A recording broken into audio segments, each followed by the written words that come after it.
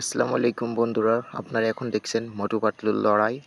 তো পাতলু মোটুরে কিলুচ্ছে, একটানা কিল মারতেছে, মোটু উঠতে পারছে না। মোটু বলছে দাঁড়া, তোরে একবার ধরতে পারি। পাতলু জামার কলার এমনভাবে ধরছে, মোটু ধরার লাইন নেই। আবার মারামারি শুরু। কি পাতলু পাতলু পাতলু ফেলানো চিস না। মোটু এবারে বাগে ফেলাইছে, পাতলুর ঘাড়ে ওই শরীর বসাই দিছে।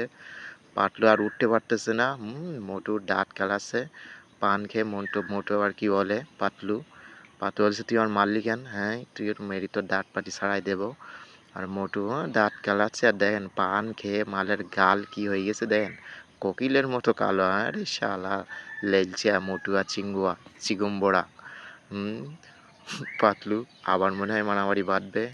হ্যাঁ, কথা কাটাকাটি চলতেছে, দেখা যাক। কিন্তু না, মোটু নরম হয়ে গেছে, যেহেতু মোটা মানুষ এক চাপন দিয়েছে পাতলুরে। সে আর মানে আয় আয় আয় এই না না না না, মারিস নি থাক, তুই পারবি না। হুম।